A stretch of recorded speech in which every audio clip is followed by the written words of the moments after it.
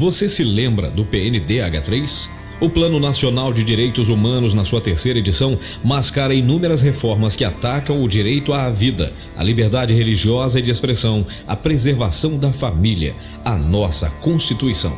Nós parlamentares, os juristas, as igrejas e a sociedade civil reagimos contra essa afronta clara. Protestos e manifestações foram feitos. Políticos, líderes religiosos e muitos setores da sociedade mostraram seu repúdio ao PNDH3.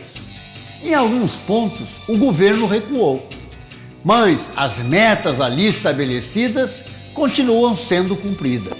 A guerra continua, mas a luta mudou de nome. Reforma do Código Penal. A influência do PNDH3, o perigo mascarado. O Código Penal atual foi pensado para a sociedade de 1940, para a sociedade dos pais dos nossos avós, talvez. E é hora de pensar no Código Penal para os nossos filhos. É isso que queremos para os nossos filhos?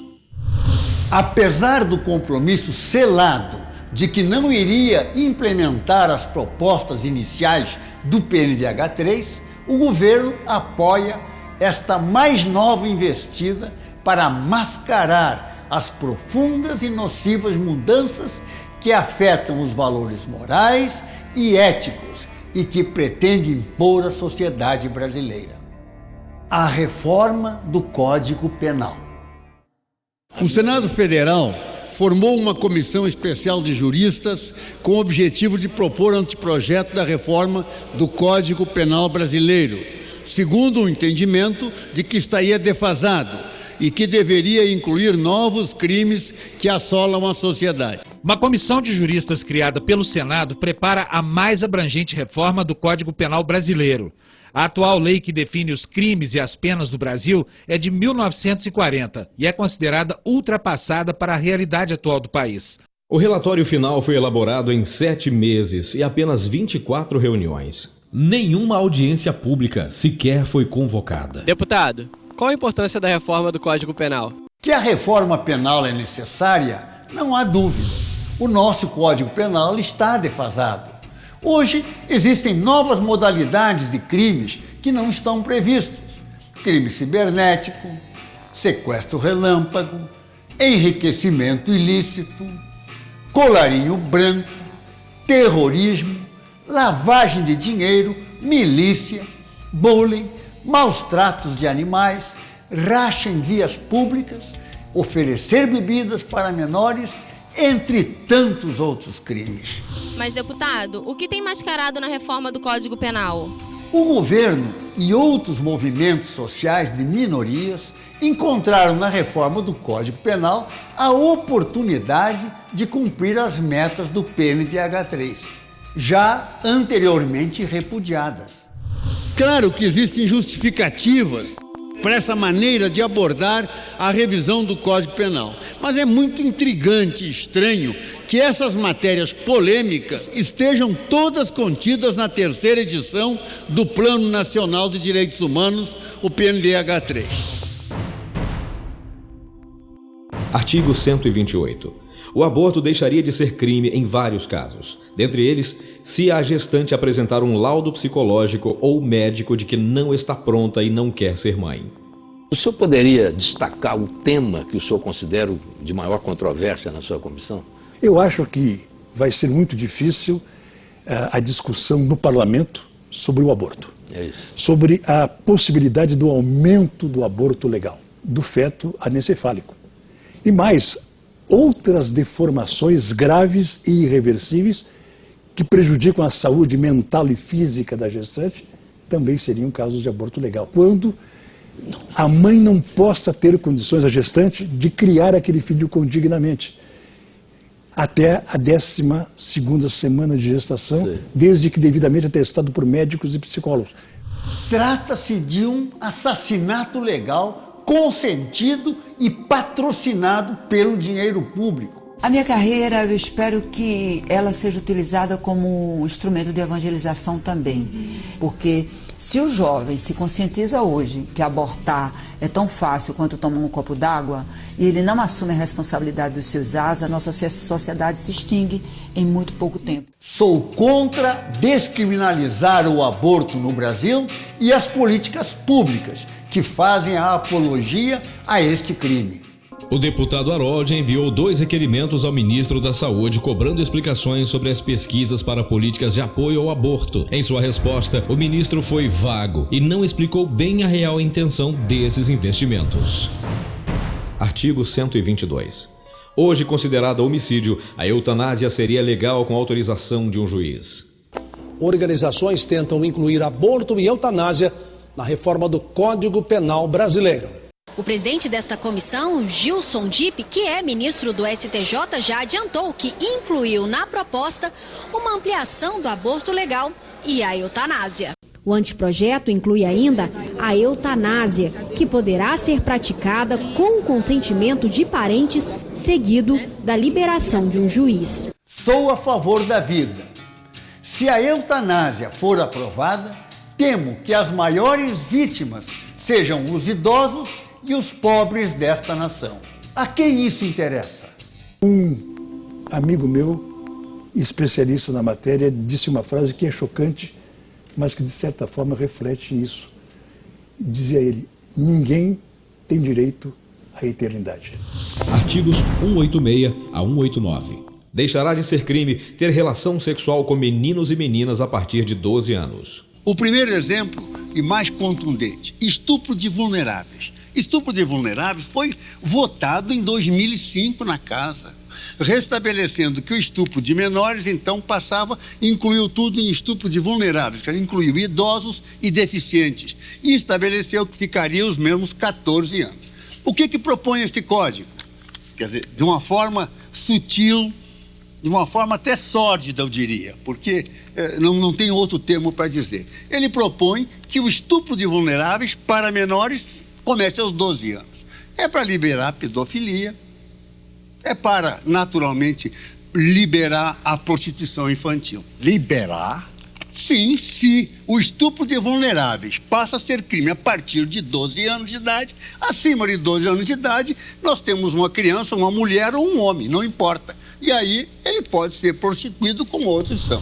Artigo 189. Deixará de ser crime manter casas de prostituição. Mais uma proposta causa polêmica na elaboração do novo Código Penal brasileiro. O projeto legaliza as casas de prostituição no país.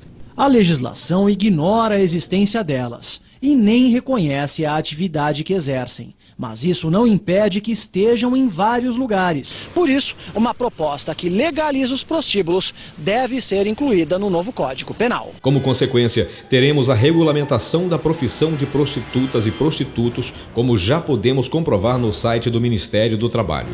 Artigo 212, parágrafo 2º. O usuário poderá plantar, cultivar, guardar e transportar drogas para consumo próprio.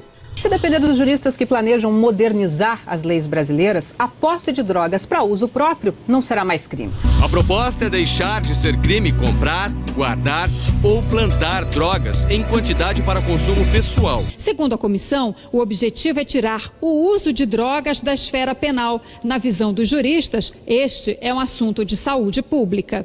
Juízes e promotores do Tribunal de Justiça do Distrito Federal divulgaram uma carta em protesto contra a descriminalização do uso de drogas. É como se o Estado dissesse: nós não conseguimos controlar o consumo de drogas, portanto vamos descriminalizar. E colocou essa questão como se fosse um comportamento socialmente aceitável o consumo de drogas, e não é. A partir do momento que se considera um comportamento socialmente aceitável, a tendência é uma explosão do consumo e, consequentemente, da violência. É a degradação de uma geração. Artigo 472. A homofobia agora é comparada ao crime de racismo. Desta forma, será proibido posicionar-se contra uma manifestação gay de qualquer natureza em local público. E se condenado, o acusado não tem direito à fiança, nem à anistia. Além disso, como diz o artigo 77, a alegação de homofobia é agravante em todos os tipos de crime.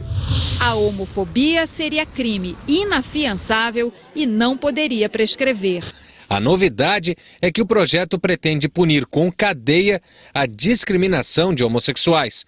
A proposta prevê de 2 a 5 anos de prisão para o empregador que discriminar um funcionário gay. A mesma pena vale para quem proibir que homossexuais troquem beijos e abraços em locais onde esse comportamento é permitido para heterossexuais. Os estabelecimentos comerciais que praticarem discriminação podem ser multados e ter a atividade suspensa por até 3 meses. Não podemos esquecer que as igrejas são locais públicos. Mas o projeto é imprestável do ponto de vista da técnica legislativa, porque ele é cheio de imprecisões. Você não pode ter uma lei, principalmente no campo penal, que busca punir, com conceitos imprecisos. Artigo 239. Segundo a nova proposta, não será considerado crime invadir uma propriedade pública se esse ato for articulado por pessoas movidas por propósitos sociais e reivindicatórios, desde que objetivos e meios sejam compatíveis e adequados à sua finalidade. O novo Código Penal ainda está sendo elaborado por uma comissão de juristas, mas já causa polêmica. Terrorismo, segundo a proposta do novo Código Penal, é causar terror na população, obter recursos para manutenção de organizações ou grupos que atuem contra a ordem constitucional, depredar, saquear ou invadir qualquer bem público ou privado.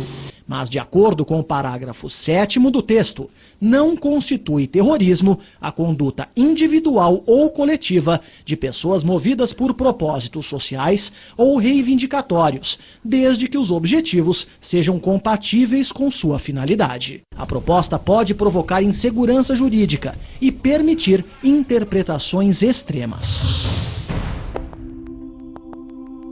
A revogação total de leis muito importantes da área de biossegurança, que foi aprovada, é a Lei 11.105, de 2005, uma lei deste milênio, que tramitou na casa, que foi debatida, discutida, fizeram audiências públicas, os representantes da nação, que são os deputados, aprovaram essa lei, foi ao Senado como casa revisora e foi sancionada, pois volta no Código para revogar todos aqueles aspectos que criminalizam a manipulação não autorizada, a comercialização, etc., de embriões humanos, inclusive deixando uma vacatio legis, falta de legislação nesta área, de uma lei nova. Destruir um ninho de passarinho é mais grave que manter uma criança presa sem motivo. É mais grave que uma autoridade manter uma criança em cárcere privado. Mas existem tantas contradições. É mais grave, por exemplo, alterar um produto cosmético do que cometer assédio sexual. Está lá no artigo 233 e nos artigos 184 desse mesmo documento, do código que tramita. Vou falar uma outra questão. Bater em um animal doméstico, por exemplo, dará uma pena de 4 anos de prisão. Porém, machucar uma pessoa é crime de lesão corporal. A pena é de apenas 6 meses. É muito intrigante que todas essas matérias polêmicas, que mexem profundamente com os valores da família tradicional, estejam emergindo novamente. Justo elas que estão todas contidas no PNTH 3. Lembre-se, essa proposta já foi apresentada ao Congresso Nacional e iniciou a sua tramitação como um projeto de lei, o 236/2012.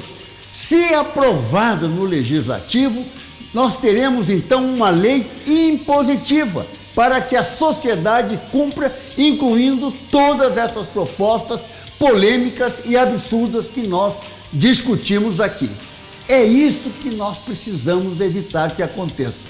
Nosso prazo é curto. Vamos nos mobilizar através das redes sociais, pressionar os parlamentares, principalmente os do nosso estado.